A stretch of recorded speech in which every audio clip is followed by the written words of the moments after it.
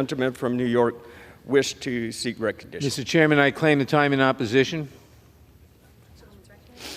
The gentleman is recognized for 5 minutes. Thank you, Mr. Chairman. Mr. Chairman, this amendment requires the Comptroller General to include an estimate of a rule's effect on inflation in the Congressional Review Report.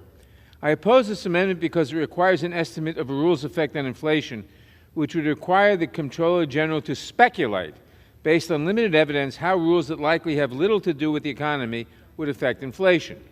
The GAO has already reported to Congress that they would be unable to assess a rule's impact on the economy with the limited information available. And in any case, the 15 days provided for major rule reports do not allow for the GAO to make a determination on a rule's effect, even if they had the necessary information.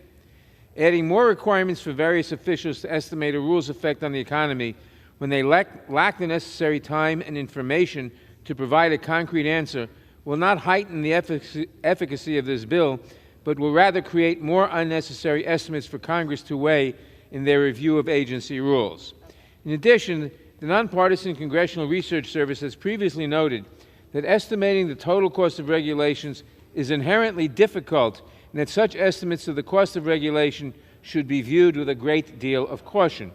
Like the OMB, CRS has noted that there are significant methodological challenges to estimating and aggregating the total costs and benefits of rules. I oppose this amendment because it focuses only on the cost of regulatory protections while completely ignoring the monetary benefits of those critical rules, and because it asks the Comptroller General to do what is impossible to do. I reserve. Gentleman from New York reserves. Gentlewoman from Colorado is recognized. Thank you, Mr. Chair. I think it's perfectly reasonable to have a report that looks into the spending that has been taking place for the past 2 years and beyond. But this inflation is impacting millions of Americans across our nation. As I stated, American families will pay $8,500 and $581 in an inflation tax. We should be looking into the impacts of the spending that is taking place in Washington, D.C. Even if it is an estimate, we need to have an idea on how this is impacting families and why we currently have 20 million families that cannot afford their utility bills, why we've seen this 4.3% decline in real wages since Biden took office. I would like to see that report, and again, I urge my colleagues to vote yes on Amendment 1.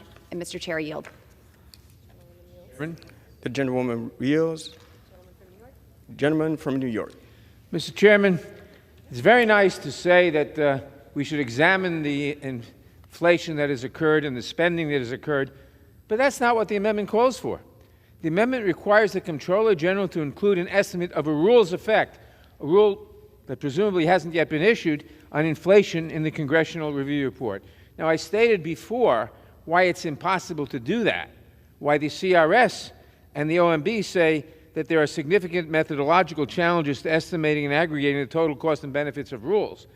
But and therefore we shouldn't be asking the impossible, and it certainly has nothing to do with looking at prior expenditures or prior borrowing. Mr. Chairman, I yield back. The question is on the amendment offered by